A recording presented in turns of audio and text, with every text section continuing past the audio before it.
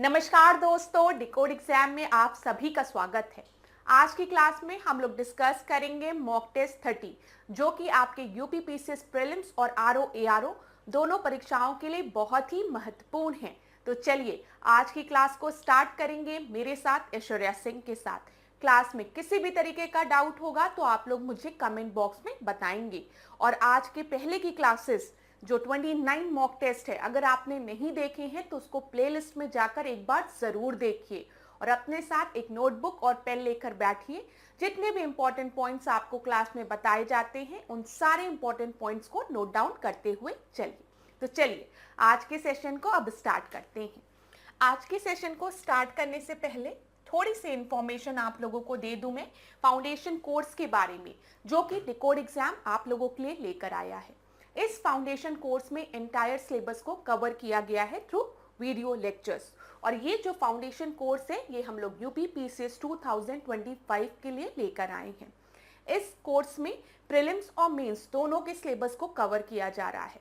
जब मैं प्रीलिम्स की बात कर रही हूँ तो यहाँ पर जीएस के सिलेबस के साथ साथ आपका CSAT plus current affair cover किया जाएगा और मेंस में जीएस के पेपर के साथ साथ हिंदी और एसए पेपर भी इंक्लूडेड होगा और किस तरीके से आपको अपने मेंस में आंसर्स को लिखना है ये भी बताया जाएगा। तो क्लास अगर इस कोर्स से रिलेटेड आपको कोई भी इंफॉर्मेशन चाहिए तो ये व्हाट्सएप नंबर है, इस पर आप कांटेक्ट कर सकते हैं। डिकोड एग्जाम आप लोगों के लिए एक और राइटिंग कोर्स लेकर आया है जो कि मेंस के लिए है, यूपी पीसीएस मेंस 2024 के लिए। इसमें मैं आपको बता दूं जो आपका सिलेबस है उसको वेरियस टॉपिक्स में डिवाइड कर दिया गया है और हर टॉपिक से रिलेटेड 5 क्वेश्चंस आपको दिए जाते हैं जिसके कि आंसर्स आप हमें लिखकर सेंड करते हैं। प्लस 5 क्वेश्चन ऐसे दिए जाते हैं जिसके कि आंसर्स कोचिंग द्वारा आपको प्रोवाइड किए जाते हैं। तो हर टॉपिक से रिलेटेड आपको 10 प्रश्न मिल जाते हैं। तो जो पूरा सिलेबस है उसको हमने इंपॉर्टेंट टॉपिक्स में डिवाइड किया है और हर टॉपिक से रिलेटेड 10 क्वेश्चन आपको मिल जाते हैं प्रैक्टिस के लिए। तो एग्जाम के पहले आपकी राइटिंग प्रैक्टिस तो बहुत ही अच्छी होने वाली है इस कोर्स के थ्रू। तो अगर आपको इस कोर्स में जुड़ना है तो ये कॉन्टैक्ट नंबर है, इस पर आप कॉन्टैक्ट कर सकते हैं। चलिए अब आज की क्लास का हम पहला प्रश्न देखते हैं। पहले प्रश्न को स्टार्ट करने से पहले एक रिक्वेस्ट करूंगी आप लोग से जो हर क्लास में करती हूं कि क्या करिए अपनी ही नोटबुक में कमेंट बॉक्स में आपको अपना नाम नहीं लिखना है, ठीक है। अपनी नोटबुक में लिखिए लिस्ट ऑफ सिलेक्टेड कैंडिडेट और उसमें अपना नाम लिखिए और इतने कॉन्फिडेंस के साथ उसको लिखिए कि सोचिए यही फाइनल लिस्ट है, पीडीएफ है जो कि आपको मिलेगी और उसमें आपका नाम होगा सिलेक्टेड कैंडिडेट्स में, ठीक है। और पूरी ईमानदारी के साथ अपनी पढ़ाई को जारी रखिए। सिलेक्शन जरूर होगा क्लास, चिंता मत करिए, लेकिन आपको मेहनत करनी पड़ेगी। एक सकारात्मक ऊर्जा के साथ आपको इस तैयारी में उतरना होगा, ठीक है। तो अगर आप सोचेंगे कि नहीं हो पाएगा, पढ़ने में मन नहीं लग रहा है, तो ऐसे कई कारण मिलेंगे आपको, लेकिन आपको बिल्कुल भी परेशान नहीं होना है। बस ये सोचना है कि सिलेक्टेड लिस्ट ऑफ कैंडिडेट में मेरा नाम है, ठीक है, और फिर अपनी पढ़ाई को जारी रखना है। किसी भी टॉपिक में कहीं पर भी समस्या होगी तो आप लोग मुझे कमेंट बॉक्स में बताएंगे। आप में से कई स्टूडेंट मुझे बता भी रहे हैं, जैसे इकोनॉमिक्स की बात आपने की है, सेंसस की बात की है, ठीक है। और हिस्ट्री में मॉडर्न इंडिया में आप में से किसी स्टूडेंट ने कहा था कि मैम जो रिवॉल्ट हुए थे उससे रिलेटेड प्रश्न डिस्कस कर लीजिएगा। तो ये सारे प्रश्न मैं आने वाली क्लासेस में डिस्कस कर लूंगी, इसकी चिंता आप लोग बिल्कुल भी नहीं करेंगे। अच्छा, मिनरल्स वाले प्रश्न वो भी डिस्कस करना है, मुझे याद है, ठीक है। तो आने वाले सेशन में वो डिस्कशन हो जाएगा। आज की क्लास में भी हम लोग कुछ इंपॉर्टेंट क्वेश्चन के माध्यम से एक टॉपिक को कवर करने वाले हैं जहां पर हो सकता है एग्जाम में आपको डिफिकल्टी हो, कंफ्यूजन हो। तो ध्यानपूर्वक एक एक प्रश्नों को देखते हुए चलते हैं। देखिए, हिंदी और इंग्लिश दोनों में दिया है, आप जिस माध्यम में है उस माध्यम में इस प्रश्न को आराम से पहले पढ़िए। यहां पर क्या दिया गया है, उत्तर प्रदेश की राज्यपाल यदि अपना इस्तीफा देना चाहें तो वह अपना इस्तीफा किन्हें सौंपेंगे, ठीक है। यहां पर बोला गया है यूपी के गवर्नर अगर रिजाइन करना चाहे तो वो अपना रेजिग्नेशन किसको देंगे। तो बताइए, सीएम को देंगे, chief minister of Uttar Pradesh को, ठीक है, मुख्यमंत्री को, या फिर विधानसभा के अध्यक्ष को, भारत के राष्ट्रपति को, या फिर भारत के प्रधानमंत्री को। तो देखिए प्रश्न पूछने का तरीका यहाँ पर आपको दे दिया गया है, गवर्नर की बात की गई है और उत्तर प्रदेश के गवर्नर की बात कर दी गई है। अब मुझे बताओ यहाँ पर मैं यूपी का गवर्नर लूं या फिर एमपी का गवर्नर लूं, चाहे राजस्थान का गवर्नर लूं, हाँ किसी भी स्टेट का गवर्नर लूं, उससे इस प्रश्न में कोई भी प्रभाव पड़ेगा कि नहीं पड़ेगा? नहीं पड़ेगा, ये चीज क्लियर है। यहाँ पे एमपी लिख दो, ठीक है, राजस्थान लिख दो, महाराष्ट्र लिख दो, कुछ भी लिख दो, किसी स्टेट का भी नाम लिख दो, स्टेट के नाम को बदलने से इस प्रश्न पर कोई भी प्रभाव नहीं पड़ेगा। क्योंकि अगर हम गवर्नर की बात कर रहे हैं तो गवर्नर जब भी रिजाइन करेगा, इस्तीफा देगा, तो वो हमेशा अपना इस्तीफा किसको सौंपेगा? राष्ट्रपति को, ठीक है, प्रेसिडेंट ऑफ इंडिया को। तो यहां पर आपका सही उत्तर क्या है? सी आपका सही उत्तर है। ये एक आसान प्रश्न था। अब आगे बढ़ते हैं दूसरे प्रश्न पे। यहां पर ध्यान दो, क्या दिया गया है? 7वां संवैधानिक संशोधन निम्नलिखित में से किससे संबंधित था? यहां पर 7th कॉन्स्टिट्यूशनल अमेंडमेंट की बात की गई है। यहां पर ध्यान दीजिएगा, 7th कॉन्स्टिट्यूशनल अमेंडमेंट एक्ट की बात यहां पर की गई है और वो पूछा गया है कि वो किससे रिलेटेड था। 2 या अधिक राज्यों के लिए एक ही व्यक्ति की राज्यपाल के रूप में नियुक्ति, मतलब एक व्यक्ति आपका 2 या 2 से अधिक स्टेट का गवर्नर अपॉइंट हो सकता है। उच्च न्यायालय के न्यायाधीशों की सेवानिवृत्ति की आयु 60 से बढ़ाकर 62 कर दी गई। रियासतों के पूर्व शासकों को दी जाने वाली प्रीवी पर्स का उन्मूलन, ठीक है। फिर अध्यादेशों को पारित करने के लिए राष्ट्रपति और राज्यपाल की शक्तियों को बढ़ाना। अध्यादेश मतलब इंग्लिश में मैं बता दूं ऑर्डिनेंस की बात यहां पर की गई है। तो चलो बताओ यहां पर आपका सही उत्तर क्या होगा? जब हम 7th कॉन्स्टिट्यूशनल अमेंडमेंट एक्ट की बात करेंगे तो 7th कॉन्स्टिट्यूशनल अमेंडमेंट एक्ट में एक प्रोविजन जोड़ा गया था। वो प्रोविजन ये था कि अगर हम देखें किसी भी केस में 2 या अधिक राज्यों के लिए एक ही व्यक्ति की राज्यपाल के रूप में नियुक्ति की जा सकती है। ये पॉसिबल है कि जो एक व्यक्ति है वो 2 या 2 से अधिक राज्यों का राज्यपाल हो एक ही समय पे, ठीक है। तो यहां पर आपका सही उत्तर क्या हो जाएगा? फर्स्ट आपका सही उत्तर है। याद रखिएगा 7वां संवैधानिक संशोधन है ये। अगला प्रश्न देखते हैं, ध्यान दीजिएगा क्लास। भारतीय संविधान के अनुसार एक ही व्यक्ति एक समय में अधिकतम कितने राज्यों का राज्यपाल बन सकता है? अब देखिए सेम वही प्रश्न है, सेम वही प्रश्न है। पहले प्रश्न में पूछ लिया गया कौन सा संवैधानिक संशोधन है, तो आपने बता दिया 7th कॉन्स्टिट्यूशनल अमेंडमेंट है, ठीक है। अब यहां पर पूछ लिया गया है उसी प्रश्न को कि एक ही समय पर एक व्यक्ति, ठीक है, कि अधिकतम कितने राज्य या राज्यों का राज्यपाल बन सकता है? 2, 1 या 3? तो यहां पर आप सभी को पता होना चाहिए उत्तर अधिकतम संख्या निश्चित नहीं है। कहीं पर भी अधिकतम संख्या मैक्सिमम की बात नहीं की गई है, ठीक है। बस इतना ही लिखा है एक ही समय पे 2 या 2 से अधिक राज्यों का राज्यपाल नियुक्त हो सकता है एक व्यक्ति। तो सेम प्रश्न अलग अलग तरीके से पूछा गया है। चलो अगला प्रश्न देखो क्या दिया गया है। कौन सा अनुच्छेद राज्यपाल के अध्यादेश बनाने की शक्ति से संबंधित है? यहां पर हम गवर्नर के ऑर्डिनेंस पावर की बात कर रहे हैं, ठीक है। तो बताइए ऑर्डिनेंस से रिलेटेड कौन सा अनुच्छेद है, आर्टिकल है? 200, 213, 161 या फिर 167? तो यहां पर याद रखिएगा जब भी हम ऑर्डिनेंस की बात करते हैं तो प्रेसिडेंट के पास ऑर्डिनेंस इशू करने की पावर होती है आर्टिकल 123 के तहत, अनुच्छेद 123 के तहत, ठीक है। और जब हम गवर्नर की बात करते हैं, हम गवर्नर की बात करते हैं तो यहां पर 213 अनुच्छेद का प्रयोग किया जाता है। तो उत्तर आपका सही क्या हो गया? 2 आपका सही उत्तर है, ठीक है क्लास। अभी तक कोई दिक्कत नहीं हुई होगी। अब देखिए ऑर्डिनेंस से रिलेटेड अगर प्रश्न को डिफिकल्ट बनाना होगा तो आपको क्या क्या पॉइंट पता होने चाहिए राज्यपाल के ऑर्डिनेंस इशू पावर से रिलेटेड। ध्यान पूर्वक सुनिएगा कि ऑर्डिनेंस कब इशू किया जाता है, पहला प्रश्न, ठीक है। अगर ऑर्डिनेंस गवर्नर द्वारा इशू किया गया है तो वो कब तक वैलिड रहता है, ये सारी चीजों के उत्तर आपको पता होने चाहिए। तो यहाँ पर बोला गया है, सबसे पहले आर्टिकल आपको पता है, अभी हमने देखा कि 213 में बोला गया है ordinance issuing power of governor, कि गवर्नर ऑर्डिनेंस अध्यादेश जारी कर सकता है। लेकिन पहला प्रश्न ये बनता है कि गवर्नर कब ऑर्डिनेंस जारी करेगा। तो यहाँ पर ध्यान दीजिएगा, राज्य के राज्यपाल को राज्य विधान मंडल के अवकाश के दौरान, ठीक है, अवकाश के दौरान, ये बहुत ही इंपॉर्टेंट चीज है। कभी भी अगर आपके पेपर में पूछा कि जो गवर्नर है उसके पास कब पावर होती है टू इशू द ऑर्डिनेंस, तो आपको ये पता होना चाहिए recess of the state legislature, मतलब अभी स्टेट लेजिस्लेचर अपने सेशन में नहीं है उस समय, ठीक है। तो भारतीय संविधान के अनुच्छेद 213 के तहत अगर हम देखेंगे, राज्य के राज्यपाल को राज्य विधानमंडल के अवकाश के दौरान अध्यादेश जारी करने की शक्ति होती है, ठीक है।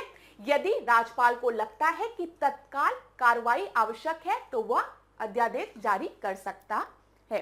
यह हमेशा याद रखिएगा, जब भी रिसेस होता है, ठीक है, जब भी क्या होता है, अवकाश होता है विधानसभा का, उस समय तो राज्यपाल अध्यादेश कब जारी कर सकता है, तो आप बताएंगे जब विधानसभा सत्र में नहीं होती है, जब विधानसभा अवकाश में होती है, रिसेस होता है, ठीक है, सत्र में है ही नहीं, सेशन चल ही नहीं रहा है, जब राज्य में विधान परिषद ना हो तथा विधानमंडल के दोनों सदन सत्र में ना हो, दोनों ही केसेस में पता होना चाहिए। देखिए, आपको मैंने पहले भी बताया है कि कई ऐसे स्टेट्स हैं जहां पर लेजिस्लेटिव काउंसिल भी है, ठीक है, विधान परिषद भी है, ये चीज मैंने आपको पढ़ाई है ना, तो ये याद रखिएगा। लेजिस्लेटिव काउंसिल की बात हम किस आर्टिकल में करते हैं, आर्टिकल 169 में, ये भी याद रखिएगा, सारे पॉइंट आपको पता होने चाहिए। उत्तर प्रदेश में लेजिस्लेटिव काउंसिल है ना, विधान सभा और विधान परिषद दोनों है ना, हाँ, ठीक है।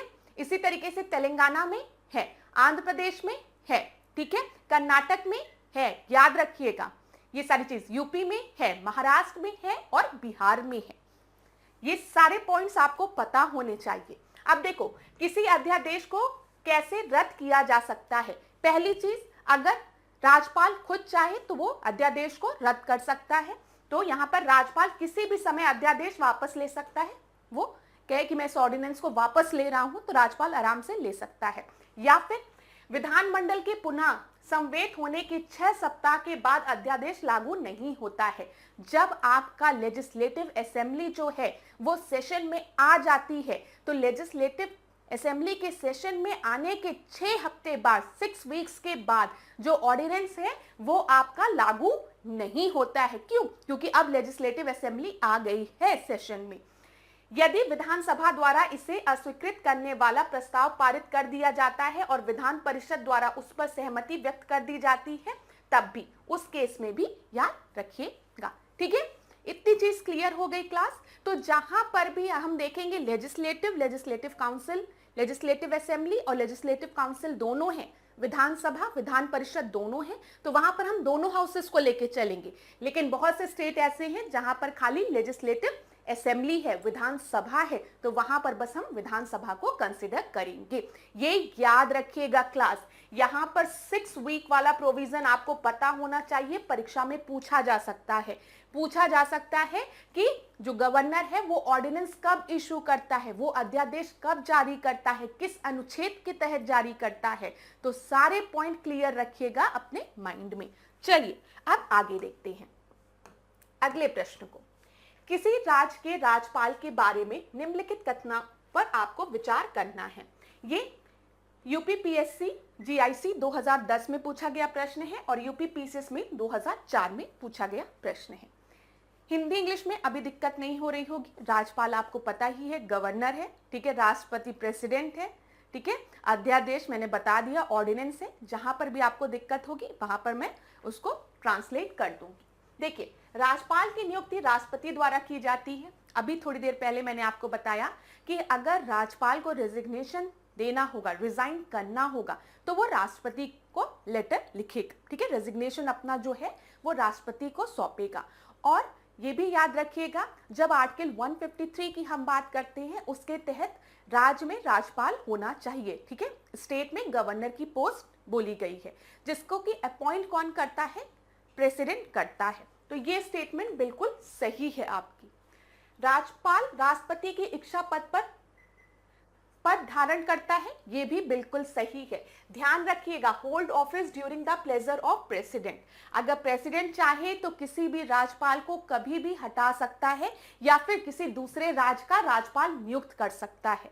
तो on the pleasure of president, ठीक है।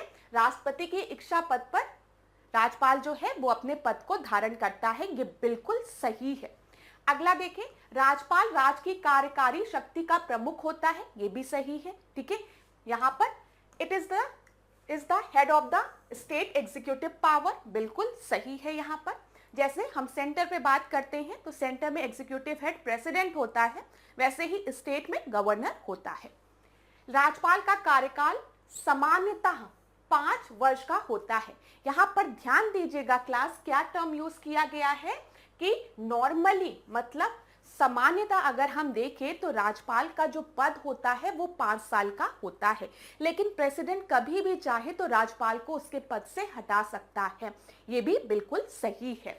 यहाँ पर ये भी सही है। तो अगर यहाँ पर देखें 1 2 3 4, तो सारे स्टेटमेंट आपके सही हैं। उत्तर क्या हो जाएगा? उपयुक्त सभी, ठीक है, उपयुक्त सभी, डी आपका सही उत्तर है। अगर यहां पर दिया रहता कि हमारे संविधान में लिखा है कि राज्यपाल का जो पद है, ठीक है, वो अपने पद पर 5 वर्षों के लिए बना रहता है, तब हम कहते ये लिखा नहीं है, ठीक है। लेकिन यूजुअली सामान्यता हम कहते हैं कि राज्यपाल जो है वो 5 वर्षों के लिए अपने पद पर होता है, लेकिन राष्ट्रपति कभी भी चाहे तो उसको अपने पद से हटा सकते हैं। इसीलिए कहते हैं जो गवर्नर है वो अपने ऑफिस को होल्ड करता है on the pleasure of president, याद रखिएगा। चलो, इतनी चीजें क्लियर हो गई होगी। अब इस प्रश्न को देखिए, ये आईएएस प्रीलिम्स 2013 का प्रश्न है। राज्यपाल से रिलेटेड जितने भी परीक्षा में प्रश्न बनते हैं वो सारे प्रश्नों को अभी हम रिवीजन के थ्रू कवर कर लेते हैं। ध्यान दीजिएगा, निम्नलिखित में से कौन सा कथन सही है? एक काम करती हूँ क्लास, थोड़ा सा साइड में होती हूँ, आप लोग पढ़ लीजिए, प्रश्न बड़ा है। दिख रहा है आप लोगों को सभी को? लिखा है, भारत में एक ही व्यक्ति को एक साथ 2 या अधिक राज्यों का राज्यपाल नियुक्त नहीं किया जा सकता है। तो बताइए, in India the same person can not be appointed as a governor for 2 or more states. तो यहां पर अभी थोड़ी देर पहले हमने आपसे डिस्कस किया है कि एक पर्सन को हम 1, 2 या 2 से अधिक राज्यों का राज्यपाल सेम समय पे अपॉइंट कर सकते हैं। तो ये स्टेटमेंट तो आपका गलत हो गया। कौन सा कथन सही है बताना है आपको, ठीक है। यहां पर नहीं लिखा है, इस वजह से ये गलत हो गया। दूसरा देखिए, भारतीय राज्यों में उच्च न्यायालय के न्यायाधीशों की नियुक्ति राज्यपाल द्वारा की जाती है, ठीक उसी तरह जैसे सर्वोच्च न्यायालय के न्यायाधीशों की नियुक्ति राष्ट्रपति द्वारा की जाती है। अब ध्यान से सुनना क्या बोला गया है, अगर नहीं पढ़ पा रहे हो, असल में प्रॉब्लम ये आती है कि जब फॉन्ट साइज छोटा कर दो तो आप लोगों को विजिबल नहीं होता है क्वेश्चन, ठीक है। और अगर एक माध्यम में रखो ऐसा क्वेश्चन, एक मीडियम में, तो किसी ना किसी मीडियम के स्टूडेंट को दिक्कत होती है, वो मैं समझ रही हूँ, उसमें कोई दिक्कत नहीं है, वो मुझे समझ में आता है कि नहीं समझ में आता है। लेकिन फिर मैं थोड़ा साइड होके या तो एक्सप्लेनेशन दिया करूं, आप लोग प्रश्न भी देखते रहा करिए, यही एक उपाय मुझे लगता है, ताकि आप लोगों को दिखे भी। देखिए, ध्यान से सुनिएगा, दूसरे स्टेटमेंट में क्या लिखा गया है क्लास, कि जब हम बात करते हैं सुप्रीम कोर्ट के जजेस की, तो सुप्रीम कोर्ट के जजेस को कौन अपॉइंट करता है? प्रेसिडेंट अपॉइंट करता है, ठीक है। उसी तरीके से हाई कोर्ट के जजेस को गवर्नर अपॉइंट करता है। तो बताओ ये सही है कि गलत है? तो आप में से बहुत से स्टूडेंट इसमें कंफ्यूज होंगे, और याद रखिएगा ये गलत है। हम सुप्रीम कोर्ट के जजेस की बात करें, चाहे हम हाई कोर्ट के जजेस की बात करें, हम उच्च न्यायालय के न्यायाधीशों की बात करें या फिर उच्चतम न्यायालय के न्यायाधीशों की बात करें, दोनों जजेस को कौन अपॉइंट करेगा? न्यायाधीशों को प्रेसिडेंट ही अपॉइंट करता है, यहां पर गवर्नर का रोल नहीं होता है। इसी वजह से ये स्टेटमेंट गलत हो गया। अगला देखिए, भारत के संविधान में राज्यपाल को पद से हटाने की कोई प्रक्रिया निर्दिष्ट नहीं की गई है। बिल्कुल सही है। याद रखिएगा, कहीं पर भी गवर्नर को किस तरीके से हटाना है प्रोसीजर, ये प्रोसीजर नहीं दिया गया है। जब हम राष्ट्रपति की बात करते हैं तो हम आर्टिकल 61 की बात करते हैं और उसमें हम इम्पीचमेंट की बात करते हैं ना, कि राष्ट्रपति को उसके पद से किस तरीके से हटाना, इम्पीचमेंट ऑफ प्रेसिडेंट। लेकिन जब भी गवर्नर की बात होती है हमेशा हम यही कहते हैं क्लास कि गवर्नर जो है वो अपने पद पर बना है जब तक कि राष्ट्रपति चाहता है, ठीक है। और राष्ट्रपति जब चाहे गवर्नर को हटा भी सकता है, किसी भी प्रोसीजर की बात नहीं की गई है। तो ये आपका क्या हो जाएगा, सही हो जाएगा, क्योंकि यहां पर सही पूछा गया है, ठीक है। सी आपका सही है। फिर देखिए, विधानसभा वाले केंद्र शासित प्रदेशों में मुख्यमंत्री की नियुक्ति बहुमत के आधार पर उपराज्यपाल द्वारा की जाती है। यहाँ पर क्या दिया गया है कि हम जब यूनियन टेरिटरीज की बात करते हैं, हम किसकी बात करते हैं, यूनियन टेरिटरीज की, केंद्र शासित प्रदेशों की, तो वहां पर लेजिस्लेचर में जो चीफ मिनिस्टर है वो अपॉइंट किया जाता है लेफ्टिनेंट गवर्नर द्वारा on the basis of majority support. यहाँ पर याद रखिएगा, मेजॉरिटी सपोर्ट नहीं, जो भी पार्टी आपकी मेजॉरिटी में आएगी यूनियन टेरिटरी में, जो भी बहुमत से आएगी, उसी बहुमत पार्टी का एक मेंबर को अपॉइंट किया जाता है चीफ मिनिस्टर, ठीक है। ये जो स्टेटमेंट लिखा है ना, on the basis of majority support, इसके तहत आपको कंफ्यूज करने का प्रयास किया जा रहा था। तो इस प्रश्न में सही उत्तर सी हो गया। देखिए, ये यूपीएससी का प्रश्न था। मैं जानबूझ के यूपीएससी के प्रश्न आप लोगों को इसलिए लगवा रही हूं ताकि आपका जो एग्जामिनेशन में जो क्वेश्चन जो बदल रहे हैं, अब देखा जा रहा है जो एग्जाम्स में जो क्वेश्चन बदल रहे हैं, चाहे वो पीसीएस हो, आरओ हो, क्वेश्चन लेंदी हो रहे हैं, तो आप उसके लिए भी तैयार रहें। तो यहां पर सी सही उत्तर है। चलो अगला प्रश्न देखो क्लास, ये भी मुझे लगता है यूपीएससी का ही प्रश्न है क्योंकि लेंदी प्रश्न है। ध्यान दीजिएगा, आप लोग पढ़ लीजिए एक बार, मैं थोड़ा सा साइड हो जाती हूँ। वीडियो को पॉज करना चाहे क्लास ना, तो आप लोग पॉज कर लिया करिए ताकि आपको थोड़ा समय और मिल जाया करे प्रश्न को पढ़ने का। निम्नलिखित में से कौन सी शक्तियां किसी राज्य के राज्यपाल की विवेकाधीन शक्तियां हैं? तो यहां पर डिस्क्रिशनरी पावर दी गई है, मतलब जो राज्यपाल की डिस्क्रिशनरी पावर है, विवेकाधीन शक्तियां। यहाँ पर राज्यपाल को किसी से भी सलाह मशवरा करने की आवश्यकता नहीं है, वो अपने विवेक से डिसीजन लेगा। तो डिस्क्रिशनरी पावर कहाँ कहाँ है, ध्यान से देखिएगा प्रश्न को। अब ध्यान दीजिए, पहला स्टेटमेंट आपको दिया है, राष्ट्रपति शासन लागू करने की आवश्यकता के बारे में भारत के राष्ट्रपति को रिपोर्ट प्रस्तुत करना, ठीक है। जब भी प्रेसिडेंट रूल की बात आएगी तो sending a report to the president of India for imposing the president rule, तो ये डिस्क्रिशनरी पावर गवर्नर के पास है। अब सोचो तुम कि अगर ये डिस्क्रिशनरी पावर नहीं होती गवर्नर की, तो क्या जो स्टेट लेजिस्लेटिव असेंबली के जो मेंबर्स हैं वो कभी भी गवर्नर को स्टेट में प्रेसिडेंट रूल लगाने देते? नहीं लगाने देते, क्योंकि प्रेसिडेंट रूल में क्या होता है, जो पावर होती है वो तो सेंटर के पास चली जाती है ना, स्टेट की जो पावर होती है वो तो सेंटर के पास चली जाती है। तो स्टेट गवर्नमेंट क्यों चाहेगी कि हमारे यहाँ राष्ट्रपति शासन लगे, प्रेसिडेंट रूल लगे, ठीक है। तो ये गवर्नर की डिस्क्रिशनरी पावर होती है, विवेकाधीन शक्ति होती है, याद रखिएगा। मंत्रियों की नियुक्ति करना नहीं, ठीक है। फिर राज्य विधानमंडल द्वारा पारित विशिष्ट विधेयकों को राष्ट्रपति के विचार के लिए सुरक्षित करना। हाँ, अगर गवर्नर चाहे तो कुछ बिल्स को वो रिजर्व कर सकता है प्रेसिडेंट के एसेंट के लिए, ये उसकी विवेकाधीन शक्ति है। Reserving certain bill pass by the state legislature for the consideration of the president of India, ये भी विवेकाधीन शक्ति है। राज्य सरकार के कामकाजों के संचालन के लिए नियम बनाना नहीं। यहां पर अगर हम ऑप्शन 2 में देखें और ऑप्शन 4 में देखें तो दोनों जगह जो गवर्नर है वो राज्य सरकार से सलाह मशवरा करेगा, लेकिन ऑप्शन 1 और 3 में ये राज्यपाल की विवेकाधीन शक्तियां होंगी, डिस्क्रिशनरी पावर होंगी, चाहे प्रेसिडेंट रूल की बात हो, चाहे reserving a bill for president, ठीक है, reserving a bill for president, ये याद रखिएगा। तो उत्तर आपका सही क्या हो जाएगा, बी सही हो जाएगा। क्लास में पूरी कोशिश करती हूँ कि आप लोगों को सरल शब्दों में एक्सप्लेनेशन दूं ताकि हर स्टूडेंट को एक्सप्लेनेशन समझ में आए। आप में से बहुत से ऐसे स्टूडेंट होंगे जो कि कई बार मतलब जिन्होंने कई बार मेंस लिखा होगा, प्रीलिम्स भी दिया होगा, तो उनके लिए कुछ प्रश्न आसान भी होते होंगे, ठीक है। लेकिन कुछ ऐसे भी प्रश्न मतलब स्टूडेंट्स होते होंगे जिनके के लिए ये प्रश्न डिफिकल्ट है, जो कि पहली बार अपीयर कर रहे हैं। तो दोनों तरीके के स्टूडेंट्स को ध्यान में रखते हुए मैं थोड़ा एक्सप्लेनेशन देने का प्रयास करती हूँ। आशा करती हूँ कि आप लोगों को चीजें समझ में आती होगी। तो यहाँ पर बी आपका सही उत्तर था। अब इस प्रश्न को देखिए, ये भी एक अच्छा प्रश्न है। ये जब आप लोग ना मेंस लिखोगे ना, मेंस, अब मैं तो मान के चल रही हूं भाई कि मेरे सारे स्टूडेंट्स मेंस लिखेंगे, ठीक है। मेरा तो इतनी सकारात्मक सोच है मेरी कि मैं मान के चल रही हूं जो स्टूडेंट कंटिन्यूअसली पढ़ रहे हैं, सिंसियरली पढ़ रहे हैं, वो जरूर मेंस में अपीयर होंगे। अब तो नोट कर डालो, जिसको जिसको मेंस में अपीयर होना है ना, तो वो नोट कर लो इसको। यहां पर देखो, which one of the following suggests that the governor should be an eminent person from outside the state and should be detached figure without intense political link or should not have taken part in the politics in the recent past।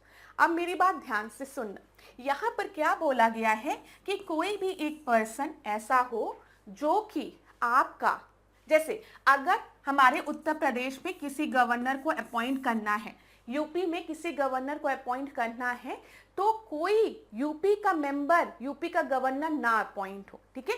जिस state के governor को appoint करना है, वो जो governor होगा वो उस स्टेट से बिलोंग ना करता हो, पहली चीज, ठीक है। और वो पॉलिटिकली बहुत एक्टिव ना हो रिसेंट समय में। क्या लिखा गया है? The governor should be an eminent person, ठीक है, फ्रॉम आउटसाइड द स्टेट, ठीक है। जिस स्टेट के गवर्नर को अपॉइंट करना है वो उस स्टेट से ना बिलोंग करता हो। And should be detached figure without intense political link, ऐसा ना हो बहुत तगड़ी पॉलिटिकल लिंक हो या वो बहुत पॉलिटिकली एक्टिव हो, ऐसा भी नहीं होना चाहिए। तो आपसे पूछा गया है किस कमीशन ने ये रिकमेंडेशन दी थी। तो आप जब लिखते हो मेंस में आंसर्स, तो वहां पर आप कमीशंस के रिपोर्ट के बारे में, उनके सजेशंस के बारे में लिख सकते हो। तो आप ये भी सजेशन लिख सकते हो। अब किस कमीशन ने दिया है वो देख लो। तो फर्स्ट एआरसी कमीशन, ठीक है, एआरसी की बात की गई है, एडमिनिस्ट्रेटिव रिफॉर्म कमीशन की बात की गई है। राजमन्नाट कमिटी, सरकारिया कमीशन, फिर national commission to review the working of constitution. तो याद रखिएगा ये जो सजेशन है वो सरकारिया कमीशन का दिया हुआ है। आपको पता है सरकारिया कमीशन ने सेंटर स्टेट रिलेशनशिप से रिलेटेड सजेशन दिए थे, केंद्र राज्य संबंधों के बारे में सरकारिया कमीशन ने बात की थी।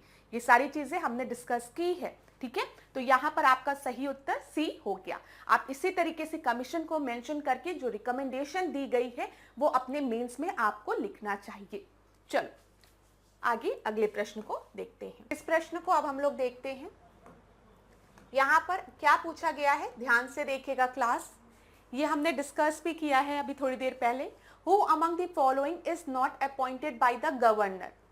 अब देखिए ये जो प्रश्न है वो अभी आपको सरल लगेगा, लेकिन जब आप एग्जामिनेशन हॉल में बैठोगे ना तो फिर आपको कंफ्यूजन होगी, क्योंकि उस समय आप कई सब्जेक्ट पढ़ के गए रहते हो, ठीक है, और आप प्रेशर में भी रहते हो। तब आपको लगेगा कि किसको गवर्नर अपॉइंट नहीं करता है, ठीक है। ध्यान दीजिएगा, चीफ मिनिस्टर को गवर्नर अपॉइंट करता है, member state public service commission को गवर्नर अपॉइंट करता है, एडवोकेट जनरल को भी करता है। लेकिन थोड़ी देर पहले अभी हमने देखा है कि जब हम जजेस की बात करेंगे, हम न्यायाधीशों की बात करेंगे, चाहे वो उच्च न्यायालय के न्यायाधीश हो चाहे वो उच्चतम न्यायालय के न्यायाधीश हो, दोनों न्यायाधीशों को कौन अपॉइंट करता है? राष्ट्रपति अपॉइंट करता है, ठीक है। जजेस of supreme court as well as high court are appointed by president of India. तो यहां पर सी आपका सही उत्तर है। आगे देखते हैं इस प्रश्न को, ध्यान से देखिएगा क्लास।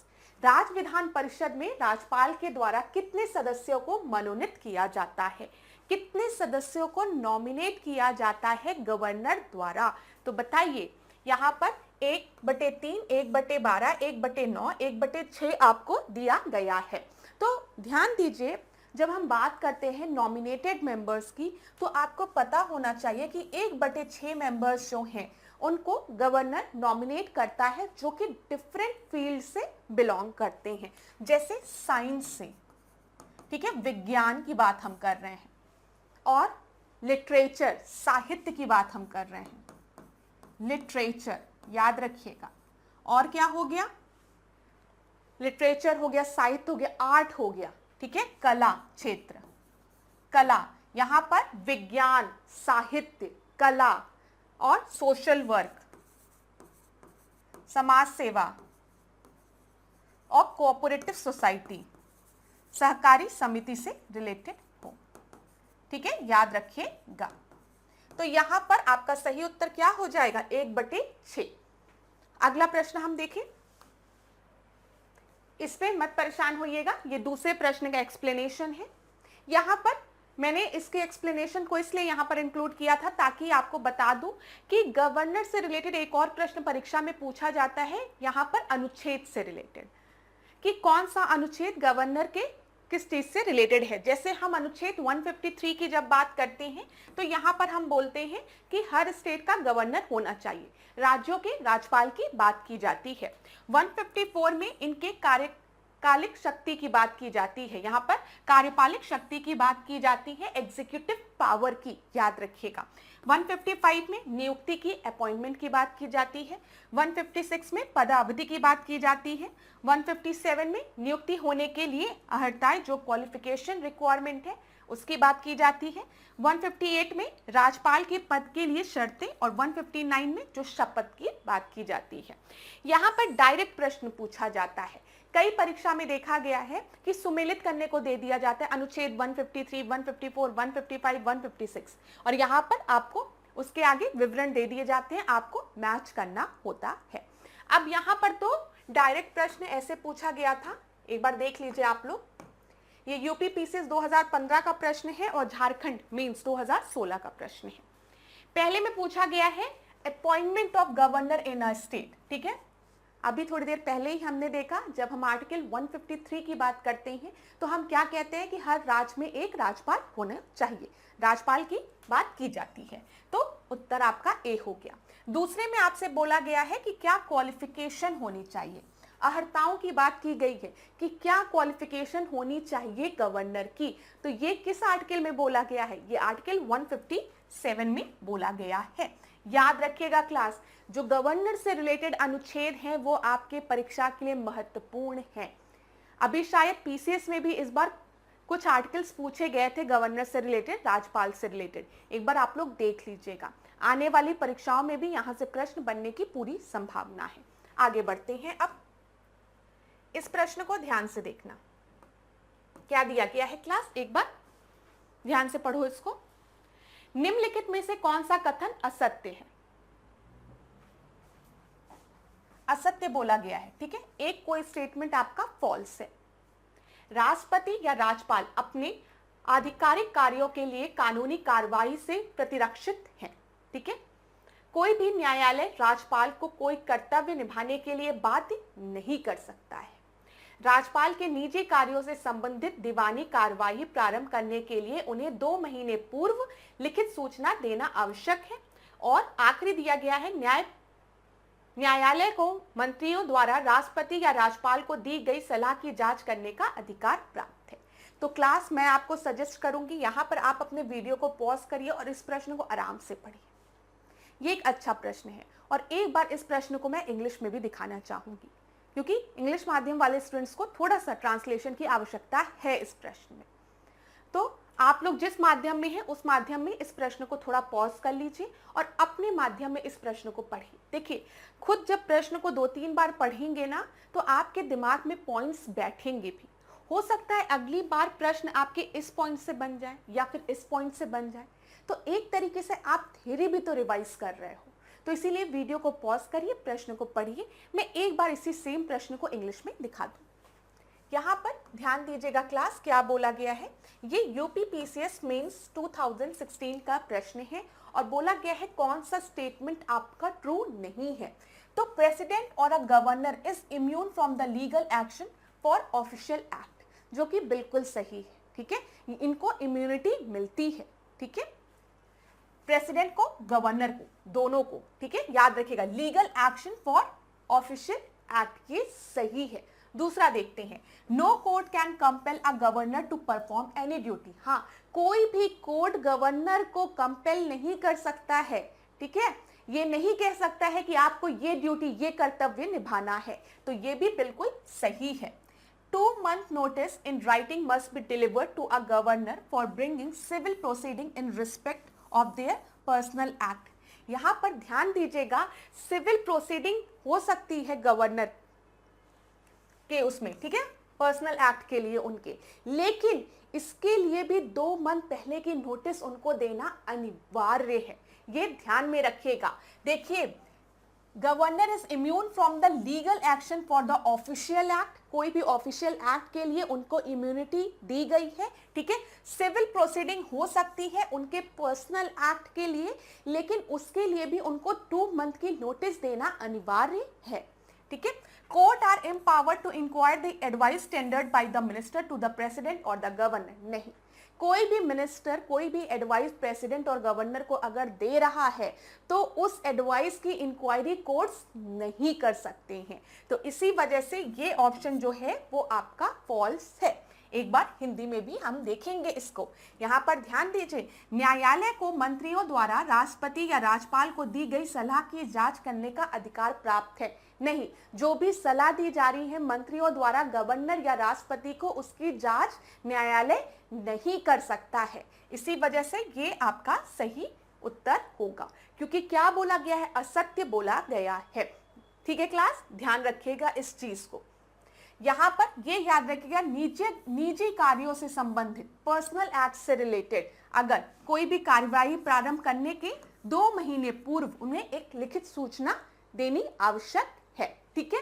और राष्ट्रपति या राज्यपाल अपने आधिकारिक कार्यों के लिए कानूनी कार्यवाही से प्रतिरक्षित है, इम्यून है, ठीक है। क्लियर हो गया होगा हिंदी इंग्लिश दोनों में। चलो अगला प्रश्न देखते हैं। यहाँ पर ये यूपीपीसीएस मेंस 2009 से रिलेटेड प्रश्न है, ध्यान से पढ़िए। Who decide dispute regarding the disqualification of member of parliament? अगर MPs के डिस्क्वालिफिकेशन की बात की जाए, मेंबर ऑफ पार्लियामेंट की, संसद के सदस्यों की अयोग्यता से संबंधित विवादों का निर्णय कौन लेता है, ये पूछा गया है। मेंबर ऑफ पार्लियामेंट के डिस्क्वालिफिकेशन से रिलेटेड निर्णय कौन लेता है? तो राष्ट्रपति, संबंधित सदन, चुनाव आयोग। राष्ट्रपति चुनाव आयोग से परामर्श करने के बाद। तो यहाँ पर ज्यादातर स्टूडेंट ए और डी में कंफ्यूज हो रहे थे, लेकिन यहाँ पर उत्तर क्या था कि अगर मेंबर ऑफ पार्लियामेंट को डिस्क्वालीफाई करना है तो यहाँ पर डिसीजन तो प्रेसिडेंट द्वारा, राष्ट्रपति द्वारा ही लिया जाता है, लेकिन वो इसके पूर्व इलेक्शन कमीशन से एक बार कंसल्ट करता है। तो डी आपका सही उत्तर है। ठीक है क्लास, चलो आगे बढ़ते हैं। याद रखिएगा ये सारे प्रश्न परीक्षा में पूछे गए हैं। यहां पर देखो दिया भी गया अनुच्छेद 103, ठीक है, क्लॉज 1 के अनुसार यदि संसद के किसी सदस्य की अयोग्यता से संबंधित कोई प्रश्न उठता है तो इसका अंतिम निर्णय राष्ट्रपति द्वारा लिया जाता है, लेकिन राष्ट्रपति को चुनाव आयोग की राय लेनी होती है और उसके अनुसार कार्य करना पड़ता है। चलो अगला प्रश्न सिटिंग ऑफ हाउसेस से रिलेटेड है। अभी हम लोग आगे पॉलिटी के बाद हिस्ट्री के क्वेश्चंस भी देखेंगे और साइंस के क्वेश्चंस भी देखेंगे। तो अगर आपको ऐसा लग रहा है कि आज खाली हम लोग पॉलिटी के क्वेश्चंस कवर कर रहे हैं तो गलत है। अभी आने इसके बाद हम देखेंगे हिस्ट्री के क्वेश्चंस कुछ, और फिर उसके बाद हम लोग साइंस के क्वेश्चंस को भी देखेंगे आज के क्लास में। यहाँ पर ध्यान दीजिए, sitting of house of the प्यूपिल, ठीक है, ऑफ मे बी टर्मिनेटेड। यहां पर लोकसभा की बात की गई है, ठीक है। लोकसभा को टर्मिनेट किया जा सकता है किस किस प्रोसेस के थ्रू? एडजर्नमेंट, डिसोल्यूशन या फिर प्रोरोगेशन या फिर ऑल ऑफ द एबव? बताइए। तो यहां पर याद रखिएगा क्लास, जब एडजर्नमेंट की बात की जाती है तो इसका मतलब क्या है कि आज की जो सिटिंग है, ठीक है, उसको खत्म किया जाए। जैसे स्पीकर जो है वो कहेगा, आज का जो स्पीकर है, जो अध्यक्ष है, उसकी बात मैं कह रही हूं, वो कहेगा आज की सिटिंग यहीं पे एडजर्न की जाती है, या आज की सिटिंग 2 घंटे के लिए, 2 दिन के लिए एडजर्न की जाती है। समझ में आ रहा है? ठीक है। जब हम बात करेंगे डिसोल्यूशन की और प्रोरोगेशन की, तो ये किसके द्वारा किया जाता है? ये प्रेसिडेंट द्वारा किया जाता है। याद रखिएगा, यहां पर याद रखिएगा। तो वहां पर आपका सारा ही सही है। एक बार ध्यानपूर्वक मेरी बात को फिर से सुनिएगा, जो पॉइंट मैं आपको बताने जा रही हूं। देखो, एडजमेंट की बात की गई है, ध्यान से सुनिएगा, क्लास परीक्षा में कंफ्यूजन होती है स्टूडेंट्स को। It suspend the sitting of the house for a specific period which may be hour, day और अ वीक। जैसे जो स्पीकर है, जो अध्यक्ष है, उसने कहा कि आज की सिटिंग को आज हम यहीं पर एडजर्न करते हैं, खत्म करते हैं। ठीक है, समझ में आया? तो स्पीकर करता है एडजर्न, ये याद रखिएगा, स्पीकर करता है एडजर्न। फिर प्रोरोगेशन की जब हम बात करते हैं, इसका मतलब सेशन एंड हुआ, सेशन एंड हुआ। ठीक है, जो सेशन है, विंटर सेशन है, वही एंड हो गया, तो प्रोरोगेशन। तो सेशन को कौन एंड करता है? एंड करता है राष्ट्रपति, प्रेसिडेंट। ये याद रखिएगा, आज की सिटिंग मतलब सिटिंग को कौन एंड कर रहा है? स्पीकर एंड कर रहा है एडजर्नमेंट के थ्रू। ठीक है, प्रोरोगेशन मतलब हम पूरे सेशन को एंड कर रहे हैं, और एक सेशन में कई सिटिंग्स होती है ना, तो सेशन को कौन एंड करता है? राष्ट्रपति, प्रेसिडेंट। और डिसोल्यूशन तो आपको पता ही है, जब लोकसभा को टर्मिनेट करना रहता है, ठीक है, जब पूरी तरीके से लोकसभा को डिसॉल्व करना रहता है, तो वो कौन करता है? प्रेसिडेंट करता है। इतनी चीज क्लियर ना? तो ये याद रखिएगा, कभी भी कंफ्यूज मत होइएगा। एडजर्नमेंट मतलब, जैसे आज की क्लास जो है, एक छोटे से एग्जाम्पल से समझा रही हूँ, हो सकता है समझ में आ जाए। जैसे आप लोग पहले पढ़ते थे first, second, third, fourth class में, तो फर्स्ट क्लास को मैं एक सेशन ले रही हूँ। ठीक है, फर्स्ट क्लास को एक सेशन ले रही हूँ। इस सेशन में आपकी रोज क्लासेस होती थी, वो सिटिंग है। ठीक है, रोज जब सिटिंग आपकी खत्म होती थी तो मैम कहती नहीं थी क्लास ओवर हो गई, आप लोग जा सकते हैं अपने घर। ठीक है, और आखिरी दिन की जब बात आती थी तो प्रिंसिपल आते थे, चलिए आज का सेशन, अब एक पूरा साल आप लोगों का खत्म हो गया है, अब रिजल्ट निकलेगा और आप लोग नए सेशन में आओगे। बोला जाता था अगले क्लास में प्रमोट हो जाओगे, आप सभी लोग अच्छे मार्क्स पाओ, तो वो हो गया सेशन। ठीक है, अब समझ में आ गया होगा, इतना डिफिकल्ट नहीं है ये। चलो, अब यहां पर देखो, मैंने लिखा है दूसरा प्रश्न। इसलिए दूसरा प्रश्न लिखा है क्योंकि ये हिस्ट्री के प्रश्न अब हम लोग थोड़ा डिस्कस करेंगे। अभी तक तो हम लोग पॉलिटी के प्रश्नों को देख रहे थे। हिस्ट्री के इस प्रश्न को देखो, at which site of Indus Valley civilization have evidence of the plough field and the use of carved brick have been found? कहां पर आपको जुते हुए खेत के एविडेंसेस मिलते हैं, ठीक है, और नक्काशीदार ईंटें मिलती है, किस जगह से आपको प्राप्त होती है? यहां पर इंडस वैली सिविलाइजेशन की बात की गई है। तो बताओ, लोथल से? नहीं, लोथल से तो हम क्या बात करते हैं? डॉकयार्ड की बात करते हैं, गोदीवाड़ा की बात करते हैं, गुजरात में है ना, भोगवा नदी के किनारे, याद रखिएगा सब। कालीबंगा राजस्थान में है, और यहां से हमें जुते हुए खेत के एविडेंसेस मिलते हैं, और नक्काशीदार ईंटों के भी। ठीक है, फिर चाहनुदाड़ो नहीं, और यहाँ पे कोट दीजी नहीं। आपका उत्तर बी सही है। ठीक है क्लास, कोई दिक्कत? ऐसे प्रश्न भी परीक्षा में रिपीट हो जाते हैं, तो ध्यान दीजिएगा ऐसे प्रश्नों पर भी। अगला प्रश्न हम देखें। अच्छा, अगले प्रश्न के पहले कुछ ऐसे पॉइंट्स हैं जो कि आपके परीक्षा में बार बार रिपीट होते रहते हैं, उन पॉइंट्स को जल्दी से क्विक रिवाइज करते हैं, क्विकली रिवाइज करते हैं। ठीक है, तो हड़प्पा की जब हम बात करते हैं, तो हड़प्पा किस नदी स्थल के किनारे है? तो रावी नदी के। हस्तिनापुर आप सभी को पता है गंगा नदी के किनारे। ठीक है, नागार्जुन कोंडा कृष्णा नदी के। पैटर्न की बात करेंगे, गोदावरी, याद रखिएगा, पूछा गया परीक्षा में प्रश्न है। हड़प्पा अभी हमने देखा रावी नदी। कालीबंगा जहां से हमें जुता हुआ खेत मिला है, कहां पर है? राजस्थान में है। किस नदी के किनारे? घग्गर नदी के किनारे, याद रखिएगा। लोथल कहां पर है? गुजरात में है। ठीक है, यहां पर अगर हम देखें तो हमें क्या मिला है? गोदीबाड़ा मिला है, और ये भोगवा नदी के किनारे है। रोपड़ की बात करेंगे तो ये सतलज नदी के किनारे है। ये आपकी परीक्षा में पूछे गए प्रश्न है, तो मैंने सोचा जल्दी से रिवाइज करा दूं। एक दो पॉइंट और देख लेते हैं। यहां पर देखिए, आलमगीरपुर किस स्टेट में है? हमारे उत्तर प्रदेश में, याद रखिएगा, पूछा गया प्रश्न है। ठीक है, बहुत important, very important. Lothal Gujarat में है, मैंने आपको बता दिया। कालीबंगा राजस्थान में है, बता दिया। रोपड़ सतलज नदी के किनारे पंजाब में है।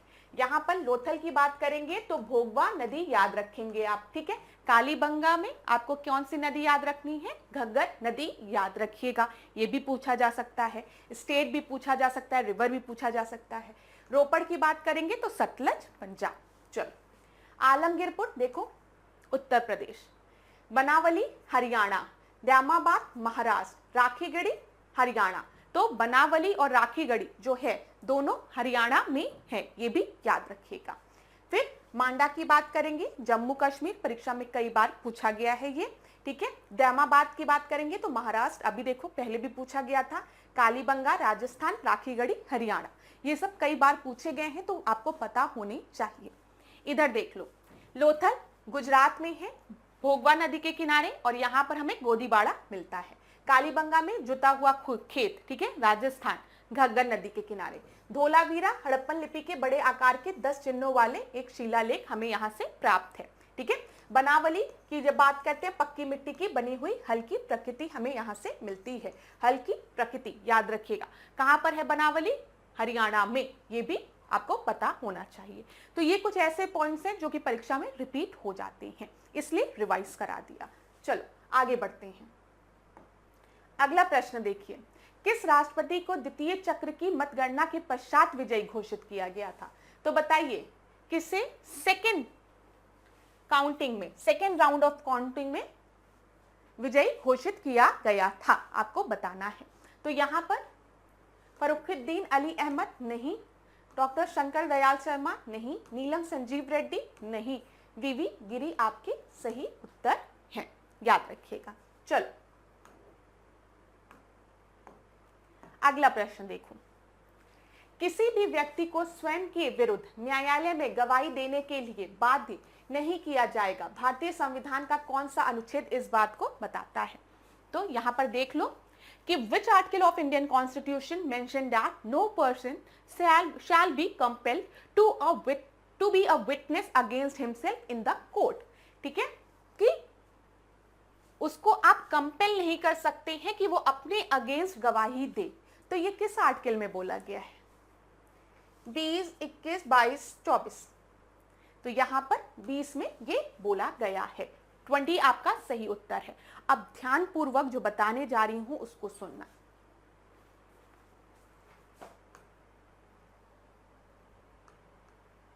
ध्यान से सुनिएगा क्लास। जब हम आर्टिकल 20 की बात करते हैं तो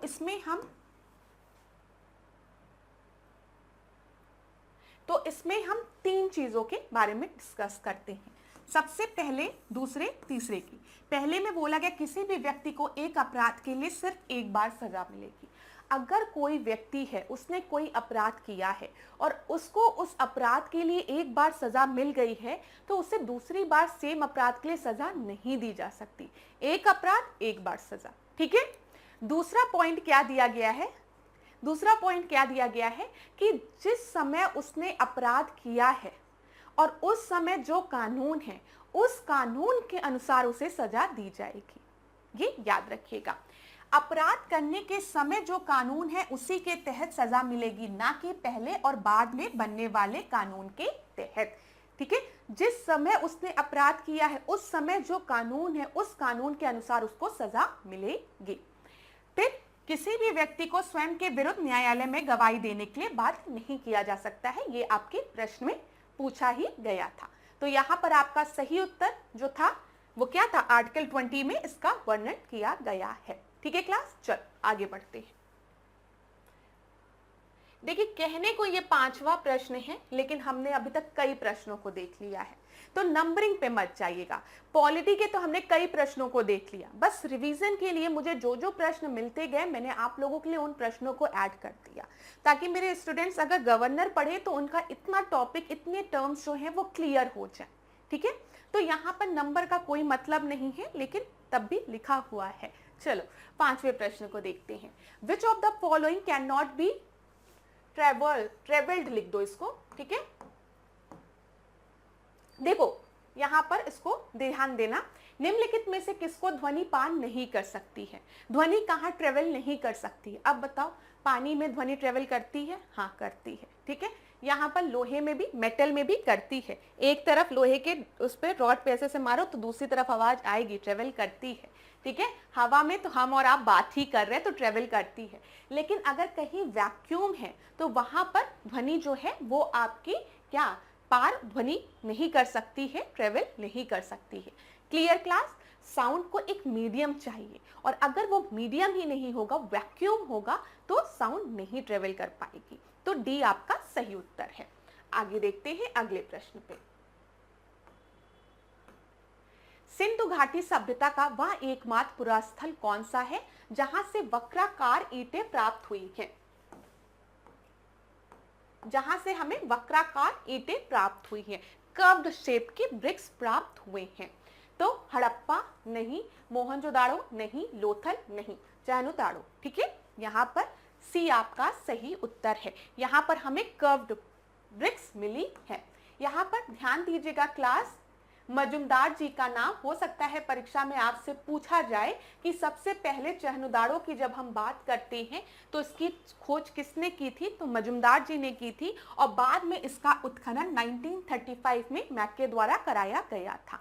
दोनों ही पॉइंट इंपॉर्टेंट है। अगर आप लूसेंट भी पढ़ते हो या कोई भी बुक पढ़ते हो जीएस की, तो आप देखते होंगे कि स्टार्टिंग का जो चैप्टर है उसमें चार्ट बना रहता है कि ये जो साइट है वो किस स्टेट में है, ठीक है। फिर उसके बाद किस ईयर में इसका उत्खनन किया गया, किसने उत्खनन किया, कौन सी रिवर सिचुएटेड है, और कौन कौन से एविडेंसेस यहाँ से मिलते हैं। तो उसको रिवाइज कर लिया करो। कभी कभी पेपर में प्रश्न बन जाता है, तो ये एक ऐसा प्रश्न है जो आपको पता होना चाहिए जिसका उत्तर, ठीक है। तो उसको याद कर लेना। मैं आने वाले टेस्ट में आपको वो चार्ट भी प्रोवाइड करा दूंगी। चलो आगे देखते हैं। अगला प्रश्न देखिएगा क्लास, भारत का नेपोलियन किसे कहा जाता है? तो बताइए, चंद्रगुप्त प्रथम को? नहीं। चंद्रगुप्त द्वितीय को? नहीं। कुमारगुप्त महेंद्र को? नहीं। समुद्रगुप्त को हम लोग क्या कहते हैं? नेपोलियन ऑफ इंडिया, ठीक है, ये याद रखिएगा। अगर हम गुप्त साम्राज्य की बात करें तो गुप्त साम्राज्य में एक बहुत ही प्रतापी राजा जो थे वो समुद्रगुप्त थे। आर्यवर्तों के 9 शासकों को इन्होंने पराजित किया था, ये याद रखिएगा। और राय चौधरी ने इन्हें धर्म विजय की संज्ञा प्रदान की थी। जब इन्होंने दक्षिणापथ पर विजय प्राप्त की थी तो राय चौधरी द्वारा इनको धर्म विजय की संज्ञा दी गई थी। ये भी पॉइंट याद रखिएगा क्लास। चलो आगे बढ़ते हैं। अब छोटे छोटे प्रश्न हैं, लेकिन ऐसे प्रश्न भी आपके परीक्षा में बनते हैं तो महत्वपूर्ण है। ध्यान दो, निम्नलिखित में से किसको सुमेलन सही किया गया है? नहीं है, ठीक है। सुमेलित नहीं, कौन सही सुमेलित नहीं है? ध्यान देते हैं।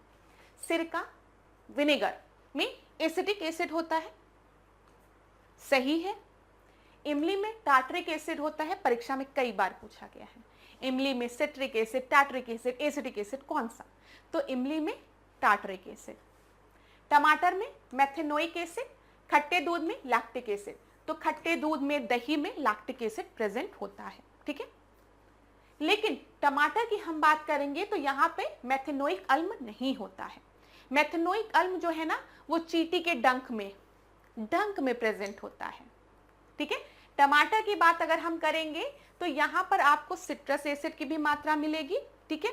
यहाँ पर मतलब आपका सही उत्तर क्या है? ये है, क्योंकि मेथेनोइक एसिड याद रखिएगा आप, ये चींटियों के डंक में प्रेजेंट होता है। टमाटर को अगर आप देखेंगे तो टमाटर में आपको सिट्रिक एसिड और मैलिक एसिड मिलेगा, ठीक है। कहीं कहीं ऑक्सैलिक एसिड भी दिया रहता है, लेकिन सिट्रिक एसिड, मैलिक एसिड याद रखिएगा। अब देख लो, नींबू खट्टा है, सिट्रिक, ठीक है। कोई भी चीज खट्टी है, संतरा खट्टी है, सिट्रिक। इमली में टार्टरिक एसिड, याद रखिएगा। इमली भी खट्टी है तो कहीं सिट्रिक एसिड मत लगा के आइएगा, टार्टरिक एसिड दिया रहेगा तो टार्टरिक एसिड लगाइएगा। सिरका एसिटिक एसिड, टमाटर सिट्रिक और मैलिक एसिड, ठीक है। दही खट्टी जब होती है तो लैक्टिक एसिड। चींटी के डंक में मेथेनोइक एसिड, बिच्छू का डंक मेथेनोइक एसिड, मैंने आपको बताया। चलो आगे बढ़ते हैं। इस प्रश्न को देखो, निम्नलिखित में से किस संविधान संशोधन द्वारा संविधान की 8वीं अनुसूची में संशोधन कर 4 नई भाषा बोडो, डोगरी, मैथिली और संथाली को शामिल किया गया था? किस संविधान संशोधन द्वारा? आप थोड़ा समय ले लीजिए इसके, आप समय ले लीजिए, मैं थोड़ी सांस ले लूं। ठीक है क्लास, डिस्कस करें। चलो ध्यान देना, यहां पर जब हम 61st कॉन्स्टिट्यूशनल अमेंडमेंट की बात करते हैं तो आपके परीक्षा में कई बार पूछा गया है कि किस संविधान संशोधन द्वारा जो वोटिंग एज थी उसको 21 से 18 कर दिया गया है। जो वोटिंग एज थी उसको 21 to 18 कर दिया गया। तो ये 61st कॉन्स्टिट्यूशनल अमेंडमेंट एक्ट के थ्रू किया गया। 91st कॉन्स्टिट्यूशनल अमेंडमेंट एक्ट 2003 की जब हम बात करते हैं तो एक प्रोविजन जोड़ा गया था कि जो काउंसिल ऑफ मिनिस्टर्स होंगे उनकी स्ट्रेंथ 15% से ज्यादा नहीं होनी चाहिए लोकसभा की स्ट्रेंथ की। ये बोला गया था ना 15% वाला प्रोविजन, ये 91st कॉन्स्टिट्यूशनल अमेंडमेंट एक्ट के थ्रू किया गया था। 96 कॉन्स्टिट्यूशनल अमेंडमेंट एक्ट की अगर हम बात करें तो यहाँ पे जो शब्द था ना उड़िया, उसको उड़िया कर दिया गया था। ठीक है, बस यहां पर आपका सही उत्तर बी है।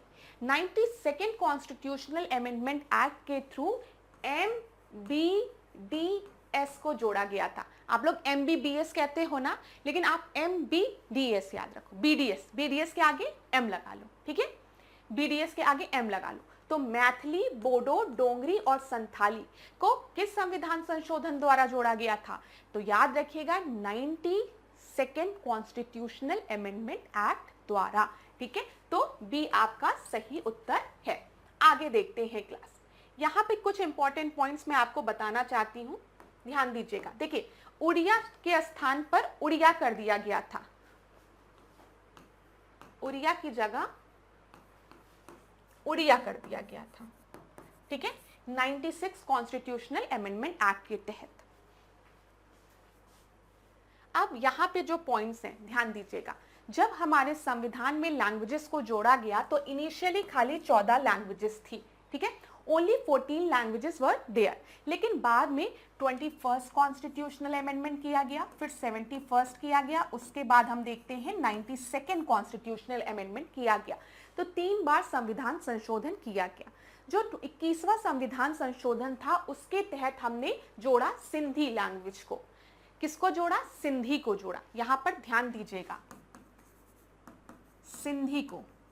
फिर जब हम 71st कॉन्स्टिट्यूशनल अमेंडमेंट की बात करते हैं तो इसके तहत कोमानी को जोड़ा, कोमानी।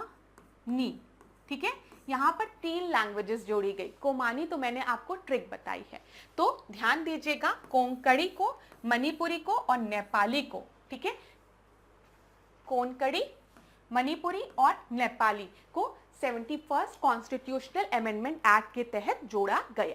उसके बाद जब हम 92nd कॉन्स्टिट्यूशनल अमेंडमेंट एक्ट की बात करते हैं तो यहाँ पर MBDS को जोड़ा गया। मैंने आपको बताया मैथिली, बोडो, डोंगरी और यहाँ पर संथाली हो गया। ठीक है, तो क्लियर हो गई ये सारी चीजें। याद रखिएगा, परीक्षा में यहां से भी प्रश्न बन सकता है। अब हम देखें तो हमारे पास 22 लैंग्वेजेस हैं। चलो आगे बढ़ते हैं। इस प्रश्न को देखिए क्लास, क्या दिया गया है? संविधान के किस अनुच्छेद के अंतर्गत वित्त आयोग के गठन का प्रावधान किया गया है? तो आपको पता है जब भी हम फाइनेंस कमीशन की बात करते हैं तो फाइनेंस कमीशन को हम किस संविधान संशोधन किस अनुच्छेद में जोड़ते हैं? तो 280। आज की क्लास का सबसे आसान प्रश्न। 280 में हम फाइनेंस कमीशन की बात करते हैं। अगला प्रश्न देखो, साइंस से रिलेटेड है, कई बार ये प्रश्न आपके रिपीट हुए हैं, ध्यान पूर्वक सुनिएगा। सोडियम हाइड्रोक्साइड कॉस्टिक सोडा एकदम सही है। Sodium bicarbonate washing soda. ठीक है, sodium carbonate washing soda, sodium bicarbonate baking soda. यहां पर आपके तीनों बिल्कुल सही हैं। मेरे पास स्टूडेंट्स आते थे कि मैम याद नहीं रहता है, जो साइंस के हैं उनको याद रहता है, लेकिन जो साइंस बैकग्राउंड के नहीं हैं उनको कंफ्यूजन हो जाती है एग्जामिनेशन में कि बाइकार्बोनेट वॉशिंग होगा कि बाइकार्बोनेट बेकिंग होगा। तो मैंने कहा आप एक पिक्चर सोचिए जहां पर बाई जो है वो खाना बना रही है, ठीक है, केक बना रही है, और केक में उन्हें क्या चाहिए, उन्हें चाहिए बेकिंग सोडा। तो बाई क्या करेगी, बेक करेगी केक को, तो बाई बेक कर रही है, बाई बेक कर रही है तो सोडियम बाइकार्बोनेट हो गया। कार को वॉश किया जा रहा है, कार को धुला जा रहा है, तो सोडियम कार्बोनेट वॉशिंग सोडा, ठीक है। अब कोई दिक्कत नहीं होगी, तो यहां पर ध्यान दीजिएगा, डी आपका सही उत्तर है। आगे बढ़ते हैं। अगला प्रश्न, 10 राग युद्ध का वर्णन ऋग्वेद के किस मंडल में किया गया है, 5वें, 6वें, 7वें या 9वें?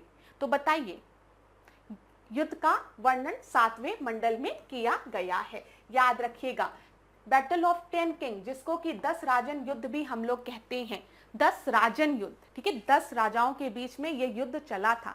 किस नदी के किनारे, पारुष्णी नदी के किनारे, जिसे अब हम किस नाम से जानते हैं, रावी नदी के नाम से जानते हैं। सारे पॉइंट्स याद रखिएगा।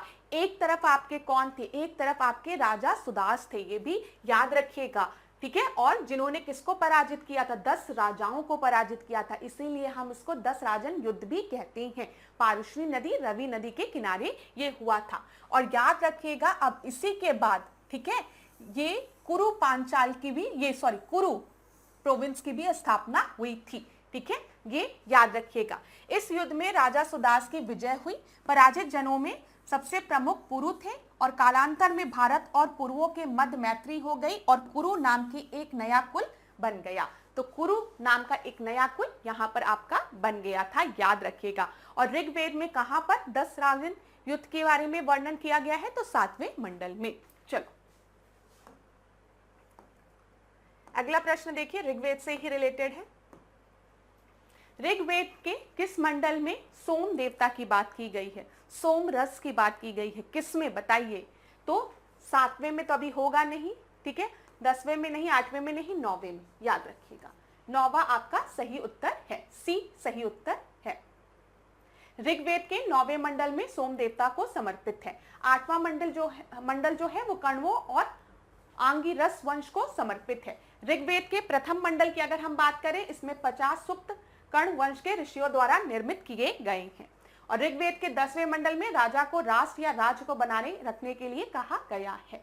चलो अगला प्रश्न, हर्ष के शासन में अवंती किस प्रकार का अधिकारी होता था?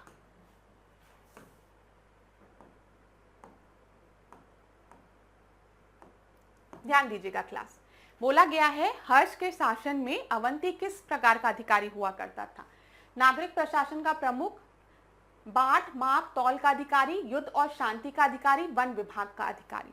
तो याद रखिएगा, जो युद्ध और शांति का अधिकारी होता था उसको हम अवंती कहते थे। सी आपका सही उत्तर है यहां पर, ठीक है, ध्यान दीजिएगा, सी जो है वो सही उत्तर है।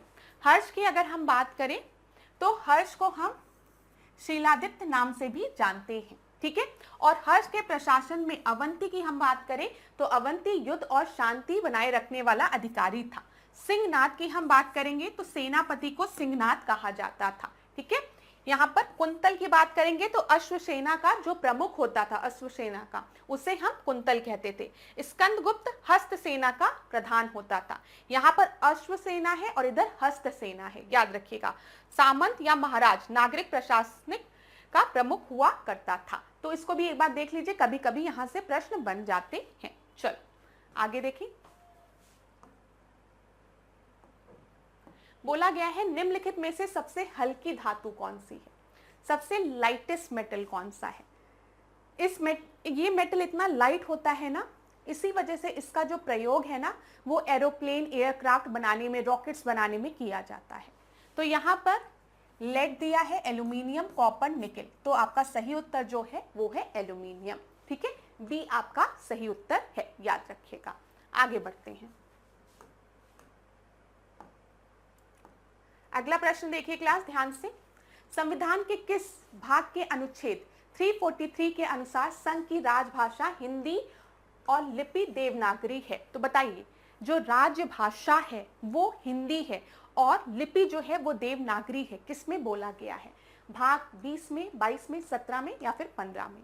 तो मैंने आपको पहले भी कहा है, पॉलिटी जब पढ़िएगा तो पाठ से रिलेटेड जो प्रश्न दिए गए हैं उनको जरूर पढ़ लीजिएगा, क्योंकि परीक्षा में यहाँ से प्रश्न बन जाते हैं। तो यहाँ पर तो आपका सही उत्तर है सी। ठीक है, पार्ट 17 में हम लैंग्वेजेस की बात करते हैं। आर्टिकल 343 भी याद रखिएगा। अगला प्रश्न देखिए, बड़ा है तो मैं थोड़ा साइड हटती हूं, आप लोग आराम से पढ़ लीजिए इसको। पढ़िए क्लास। स्टेटमेंट 1 और स्टेटमेंट 2 दिया गया है। कथन 1 और कथन 2 के बारे में आपको बोला गया है। कथन 1 में बोला गया है, भारत का संविधान संघ को हिंदी भाषा के प्रसार को बढ़ावा देने का अधिदेश देता है। कथन 2 में बोला गया है, भारत का संविधान भारत की सामाजिक संस्कृति के सभी तत्वों की अभिव्यक्ति के साधन के रूप में हिंदी भाषा के विकास की परिकल्पना करता है। तो स्टेटमेंट 1 देखिए, the constitution of India mandates the union to promote the propagation of the Hindi language. Statement second, the constitution of India envisages the development of Hindi language as a medium of expression of all the element of the composite culture of India. तो यहाँ पर अगर आप ध्यान से देखेंगे कि दोनों ही स्टेटमेंट बिल्कुल सही हैं। ठीक है, दोनों बिल्कुल सही हैं तथा कथन जो 2 है वो 1 की व्याख्या भी कर रहा है। तो यहाँ पर आपका सही उत्तर क्या हो जाएगा? यहाँ पर आपका सही उत्तर ए हो जाएगा। ध्यान दीजिएगा, सही उत्तर ए है। अगला प्रश्न, मौर्य काल में एग्रोनोमोई अधिकारी निम्नलिखित में से किस क्षेत्र से संबंधित था? एग्रोनोमोई अधिकारी की बात की गई है। तो माप और तोल से, मार्ग निर्माण से, कृषि विभाग से या फिर वन विभाग से? ये प्रश्न मैंने डिस्कस भी आप लोग से पहले किया है और मैंने आपको बताया था एग्रोनोमोई की बात करेंगे तो ये मार्ग निर्माण से रिलेटेड है, रोड कंस्ट्रक्शन से। तो यहाँ पर बी आपका सही उत्तर है। क्लास ध्यान दीजिएगा, ऐसे प्रश्न पूछ लिए जाते हैं और पूछे भी गए हैं अगर आप पास्ट ईयर्स के क्वेश्चंस को देखेंगे।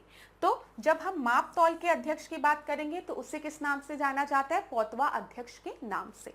जब राजकीय कृषि विभाग की बात करेंगे तो सीता अध्यक्ष। ठीक है, वन विभाग की बात करेंगे तो 8वें। याद रखिएगा, पूछा गया प्रश्न है यहाँ से।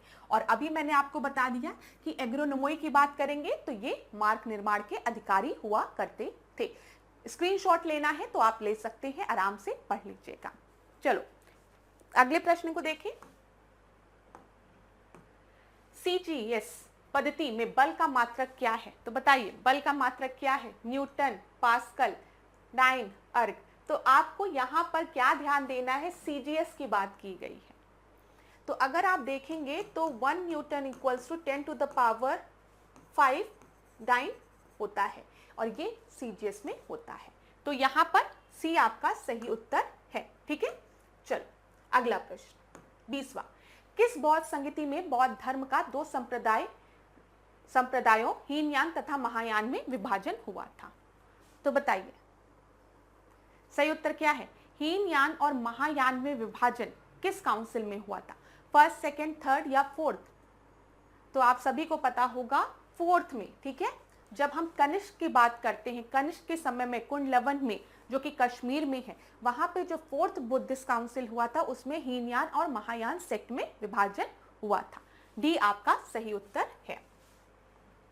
अगला प्रश्न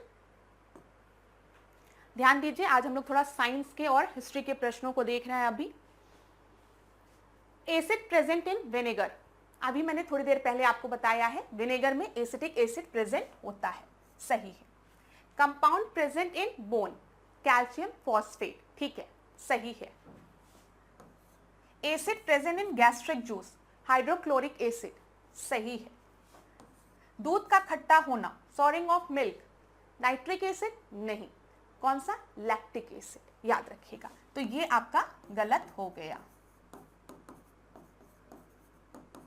ठीक है क्लास, कोई दिक्कत नहीं ना? तो ये परीक्षा में पूछा गया प्रश्न है।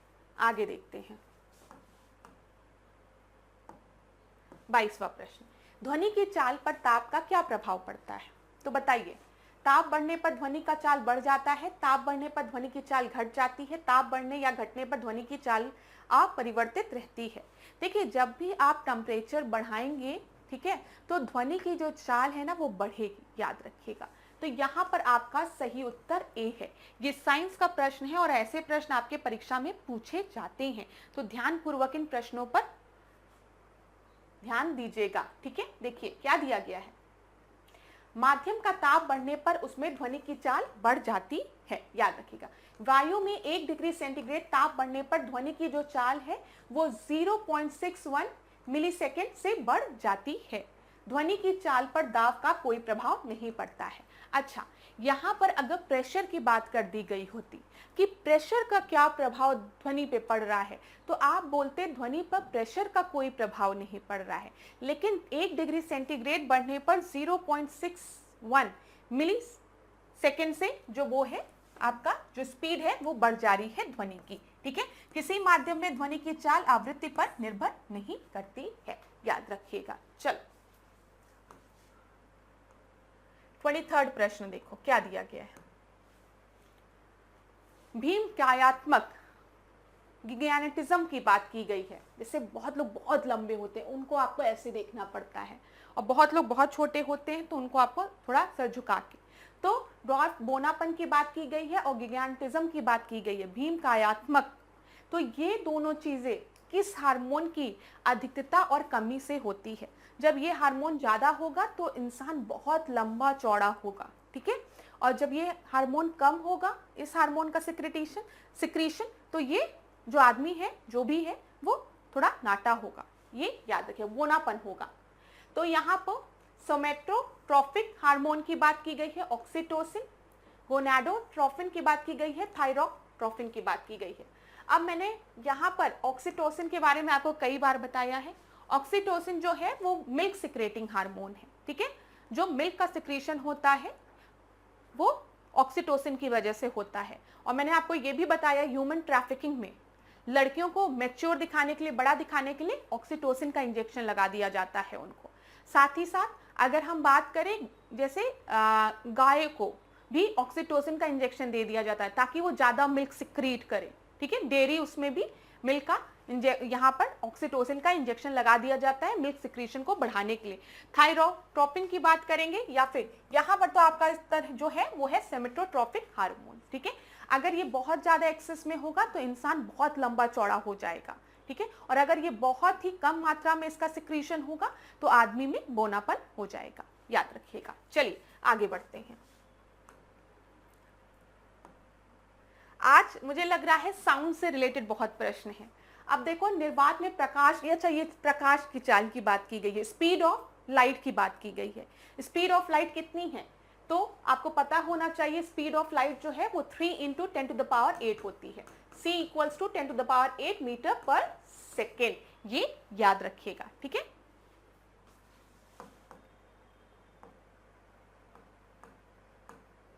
अच्छा, यहां पर मैंने मीटर पर सेकेंड, ध्यान दीजिएगा, मिली बोल दिया था, वो तो लीटर में हो जाएगा ना, ध्यान दीजिएगा, मीटर पर सेकेंड उसको। चलो ये हो गया, ये हो गया। 25वें प्रश्न को देखते हैं। चांदी के चम्मच से अंडा खाना वर्जित होता है। चांदी अंडे में उपस्थित गंधक से प्रतिक्रिया कर काले रंग का सिल्वर सल्फाइड बनाती है। तो यहाँ पर बोला गया है हम लोग जो अंडा है उसको सिल्वर स्पून से नहीं खाते हैं। क्यों? क्योंकि यहाँ पर सिल्वर जो है वो सल्फर से रिएक्ट करता है, सल्फर अंडे में प्रेजेंट होता है और वो सिल्वर सल्फाइड बना देता है ब्लैक कलर का। इस वजह से अंडे को कभी भी सिल्वर के चम्मच से नहीं खाना चाहिए। तो ये बिल्कुल सही है और आपका उत्तर ए हो जाएगा, ठीक है, ध्यान रखिएगा। आगे देखें। बराबर की पहाड़ियों में अशोक ने आजीविका के निर्माण हेतु 4 गुफाओं का निर्माण कराया, जिनमें से एक कौन सी गुफा नहीं थी, ठीक है। तो बताइए कौन सी गुफा नहीं थी। कर्ण थी, चौपाड़ थी, विश्व झोपड़ी थी, लेकिन निगाली नहीं थी बराबर पहाड़ियों में। ये याद रखिएगा। आजीविका सेक्ट को दिया था अशोक ने ये गुफाएं, ये भी इंपॉर्टेंट है। हो सकता है पूछ ले बराबर की पहाड़ियों में अशोक ने किसके लिए मतलब किसके लिए 4 गुफाओं का निर्माण कराया था, तो आप बताएंगे आजीविका सेक्ट के लिए, ठीक है, ये भी महत्वपूर्ण है। यहाँ पर अगर आप 4 गुफाओं का नाम देखेंगे तो एक कर्ण है, एक चौपार है, ठीक है, सुदामा है और विश्व झोपड़ी है, ठीक है। सुदामा है, विश्व झोपड़ी है। चलो आगे बढ़ते हैं। किस शिलालेख में अशोक का नाम व्यक्तिगत रूप से रखा गया है, ना कि उन्हें समान शीर्षक देवानीप्रिय से बोला गया है? तो किस इंस्क्रिप्शन में अशोक का नाम मेंशन है, तो बताइए। तो यहां पर अशोक का नाम जो है वो मास्की अभिलेख में दिया गया है, देवानीप्रिय अशोक, ये याद रखिएगा। मास्की अभिलेख कहां पर है? कर्नाटक में है, ये भी याद रखना है आपको। देखिए, इसकी खोज, मास्की अभिलेख की बात करेंगे तो 1915 में इसकी खोज की गई थी सी बिडॉन द्वारा। कहां पर? कर्नाटक के रायचूर जिले में। इसमें देवानीप्रिय अशोक लिखा हुआ है। इस उपाधि से उन्हें वो सम्मानित किया गया है या इंडिकेट किया गया है। तो चलिए क्लास, आज के सेशन का तो ये आखिरी प्रश्न था। अब आपके सारे प्रश्न खत्म हो गए। नेक्स्ट क्लास में आपसे मिलेंगे नए प्रश्नों के साथ। लेकिन उसके पहले मैं आपसे कहूंगी, अब कुछ दिन आपको छुट्टी भी मिलेगी। अभी एक क्लास लेने का और प्रयास करूंगी। अगर वो क्लास आपकी हो गई तो कल भी आपको एक क्लास मिलेगी। और फिर उसके बाद आपकी होली की छुट्टियां हैं, तो खूब एंजॉय करिए, बिना कोई टेंशन लिए। यहाँ पर खूब होली खेलिए, धमाकेदार होली खेलिए, ठीक है। बस किसी को नुकसान मत पहुंचाइएगा। नहीं तो होली तो खेलिए, रंगों का त्योहार है, खूब सेलिब्रेट करिए, खुश रहिए। मैं तो मानती हूँ एक चीज, जीवन में खुश रहिए। ये नहीं कि रंग से डर लगता है, इससे डर लगता है, ये नहीं खेलेंगे, वो नहीं खेलेंगे। अरे खेलो, होली खेलो, ठीक है। तो खूब अच्छे से आप लोग होली खेलिएगा। अभी कोशिश करेंगे कल भी आप लोगों से मिले। आज तो आप लोगों की एक क्लास होती, अगर इस क्लास में वॉइस की दिक्कत नहीं आई होती। ये क्लास मैंने पहले रिकॉर्ड की थी आपके लिए, लेकिन वॉइस वाली इशू थी, आप लोग के कमेंट्स आ रहे थे तो उसको रिमूव कर दिया गया, ठीक है। तो आज के सेशन में हमने देखा कुछ नए प्रश्नों को। कल की क्लास में फिर हम लोग देखेंगे। और आप लोगों को, जो लोग आज की क्लास देख रहे हैं, उनको भी हैप्पी होली। खूब अच्छे से आप लोग होली खेलिएगा, खूब खुश रहिएगा और स्माइल करिएगा, खुश रहिए। क्लास, थोड़ी बहुत चिंता तो सबके जीवन में होती है, लेकिन चिंता करते करते जीवन ही बीत जाएगा। क्या चिंता करोगे? मत चिंता करो, खुश रहो, खूब खेलो। जब पढ़ने बैठो तो खूब अच्छे से पढ़ो। पुट योर 100%, जो काम कर रहे हो उसमें अपना क्या करो, 100% दो, ताकि जीवन में एक संतुष्टि रहे आपको कि नहीं, हमने कोशिश की, हमने मेहनत किया। उसके बाद तो सब ईश्वर पे छोड़ दो, सब अच्छा होगा।